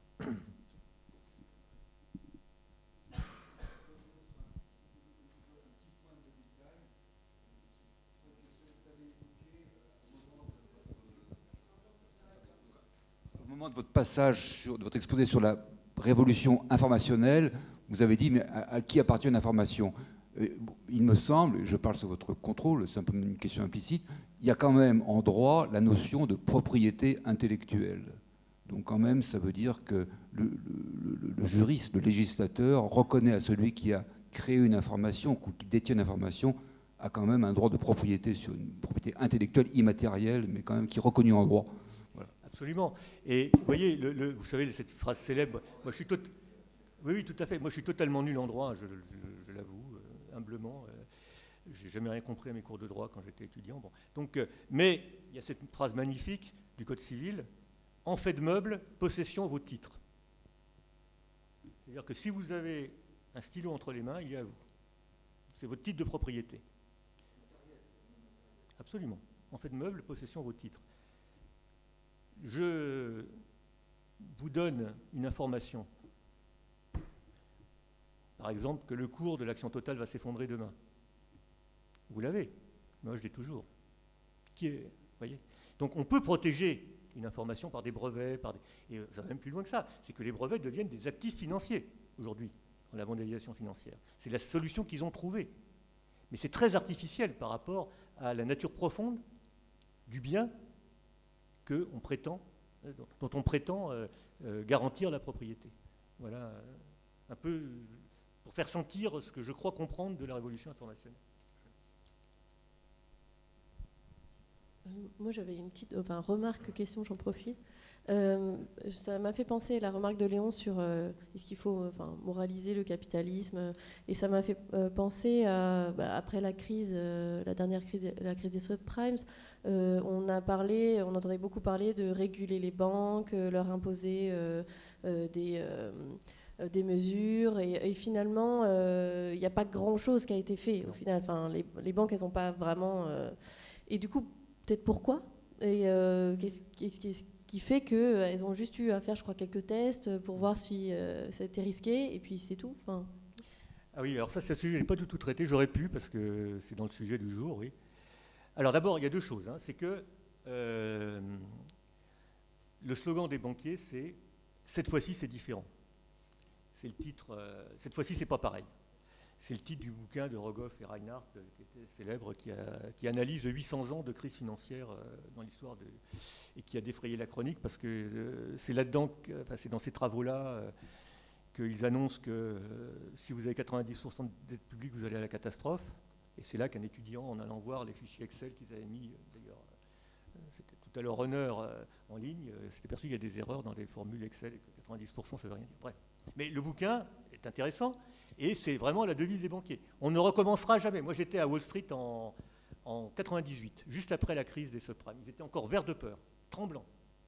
Et on avait des exposés de financiers à la Réserve fédérale de New York qui nous disaient, mais les modèles de valuatrice, tout ça, les signes noirs, ça conduit à la... On ne recommencera jamais. Bon. 2 ans après, on commençait à libéraliser le système financier. Vous aviez des articles dans le Wall Street Journal qui disaient on ne peut plus travailler, il y a trop de réglementation, etc. Il faut revenir à la liberté comme avant. Et effectivement, c'est ce qu'ils ont fait. Et ça a conduit aussi à la crise de 2007-2008. Et ils ont recommencé la même chose ici. Après la crise de 2008, il y a eu en Angleterre le comité Vickers qui a préconisé la séparation entre les activités spéculatives des banques et les activités de détail. Vous avez eu le comité Volcker, encore lui, 40 ans après, qui a, 30 ans après, qui a préconisé une séparation des activités bancaires et des activités. Et ça existait déjà aux États-Unis. Bref. Bon. Mais c'est vrai qu'ils avaient abrogé le Glass-Steagall en 1980. Bon, bref. Donc, un retour à une séparation. En Europe, il y a eu le comité Liikanen qui a fait des préconisations soutenues par le commissaire qui aujourd'hui négocie le Brexit. Là, j'oublie son nom. Voilà. C'est là, j'oublie les noms. Et puis, il y a eu en France une vague loi en 2013 qui prétendait séparer les activités... et qui effectivement n'a à peu près aucun effet. D'ailleurs, les banquiers français se sont vantés que ça touchait à peu près 2 ou 3% de leur activité. Donc, cosmétique. Mais moi, j'ai une opinion hétérodoxe sur ce sujet-là. Hétérodoxe par rapport aux hétérodoxes, par rapport à Attac, par exemple, ou à Oxfam, ou à Finance Watch. Je pense qu'il faut la séparation. BNP Paribas, Société Générale, Crédit Agricole ont beaucoup trop de pouvoir, donc il faut leur enlever du pouvoir. Et une façon de le faire, c'est de les découper. D'accord, ok, je suis pour. Mais je ne pense pas que ça va résoudre le problème. Et ça renvoie à un problème que j'ai évoqué indirectement dans mon exposé. Imaginez qu'on sépare totalement le département spéculation de la Société Générale du département banque de détail. Pareil à la BNP, pareil au Crédit Agricole et à ses filiales, Crédit Lyonnais et compagnie, pareil à BPCE, pareil au Crédit Mutuel. Bon. Donc il va rester Casa, Indosuez, puisque c'est la même chose, qui va faire de la spéculation, mais sans dépôt. Il va y avoir le département spéculation de la Société Générale à la Défense, au Xème étage de la tour de la Société Générale, qui va faire de la spéculation sans dépôt. Et les dépôts, ils seront dans les agences de la Société Générale sur tout le territoire. Pareil à BNP, Paribas et tout ça. Qu'est-ce qui va se passer? C'est que pour spéculer, les départements, les salles de marché de BNP, de Société Générale, de Crédit Agricole et des autres auront besoin d'argent. Donc cet argent, ils l'emprunteront. À qui? Eh bien, aux banques de détail, Société Générale, Crédit Lyonnais, Crédit Agricole, Caisse régionale du Bas-Poitou. C'est comme ça. Donc si on veut vraiment casser la spéculation, et ça avait été démontré en différentes occasions, mais si on veut casser la spéculation, il faut taper sur le crédit bancaire. Alors ça me donne l'occasion d'évoquer un sujet, ça sera éventuellement à l'ordre du jour la prochaine fois, mais ça, c'est vraiment une des rares occasions, quand je travaillais à la Banque de France, où j'ai vraiment eu le plaisir d'écrire ce que je pensais. Au moment des spéculations, bon, j'avance sur le sujet de la prochaine fois, mais au moment des crises de spéculation contre le système monétaire européen en 92, au moment du référendum Maastricht, où il y a eu un déferlement de spéculation qu'on n'avait pas connu, c'était sans précédent. 300 milliards de francs partis en fumée pour défendre le franc dans les quelques jours qui précèdent le référendum. On était obligé de les emprunter aux Allemands, sans le dire, évidemment. Et donc, évidemment, à l'époque, on se préoccupait comment faire pour combattre la spéculation. Alors, il y a eu différentes méthodes qui ont été utilisées. On a fait semblant de monter les taux du marché monétaire. Enfin, on a fait monter les taux du marché monétaire. Mais on était en régime de liberté de mouvement des capitaux depuis le 1er janvier 1990. On ne pouvait pas. Et en réalité, les gens qui avaient étudié la question, qui étaient des économistes parfaitement orthodoxes, avaient dit, mais si vous voulez empêcher la spéculation, il faut empêcher les banques de prêter aux spéculateurs. C'est aussi simple que ça. Il y a un article de Eichengreen et Liplos qui développe ça de façon complètement académique et avec tout ce qu'il faut. Et c'est pas des gens, des gens de gauche ou des hétérodoxes. Hein, c'est vraiment des gens. Bon. Effectivement. Pourquoi? Parce que si, par exemple, je spécule contre l'euro. J'ai décidé que je vais gagner de l'argent parce que je pense que l'euro va baisser. Qu'est-ce que je fais? Eh bien, je vends des euros pour pouvoir les racheter demain ou après-demain beaucoup moins cher. D'accord? Donc j'achète des dollars à la place. Bon, je vends des euros. Mais quels euros? Je ne sais pas. Donc qu'est-ce que je fais? Je les emprunte. Et les spéculateurs sur le marché des changes, ils travaillent comme ça. Ils empruntent des euros à des banques et ils les vendent sur le marché. Et puis 2 jours après, ils les rachètent, ils font un bénéfice et ils les rendent aux banques à qui ils les ont empruntés. Et avec ça, on peut faire des rendements gigantesques en cas de crise spéculative. Donc si on veut empêcher la spéculation sur les taux de change, il faut empêcher les banques de prêter aux spéculateurs. Mais c'est vrai aussi pour toutes les formes de spéculation. Les LBO, les spéculations sur les actions, sur les subprimes, tout ce qu'on veut. Le cœur du mécanisme, c'est les banques. Donc mon slogan préféré, il faut taper sur les banques, si on ne sait pas pourquoi, elles le savent. Et si on empêche les banques de prêter au marché financier, on fait d'une pierre deux coups. Comme l'a dit un jour, c'est une des fois où j'étais d'accord avec Frédéric Lordon, depuis ça s'est un peu gâté, mais il avait écrit dans l'Humanité, il faut affamer la bête. Il retournait contre la finance un slogan des ultralibéraux qui veulent. Les ultralibéraux, quand ils disent affamer la bête, ça veut dire affamer l'État, supprimer les impôts. Voilà. Et lui disait non, il faut affamer la bête, c'est les marchés financiers, en les privant de crédit. Et j'avais répondu, on avait fait un débat dans l'économie politique, une table ronde, où j'ai dit absolument d'accord, on est d'accord là-dessus, il faut se battre pour ça. Depuis, il a un peu régressé, je trouve. Et donc, on affaiblit les marchés financiers, on leur arrache les dents, et 2, cet argent que les banques ne vont pas prêter aux marchés financiers, elles vont pouvoir le prêter à des gens qui vont faire de la valeur ajoutée, de l'emploi, de développement des biens environnementaux et écologiques, etc. Donc c'est comme ça qu'on prend le pouvoir sur l'argent, je crois vraiment. Mais c'est très difficile. Et si c'était facile, on ne serait pas au bord de la fin de la civilisation, n'est-ce pas?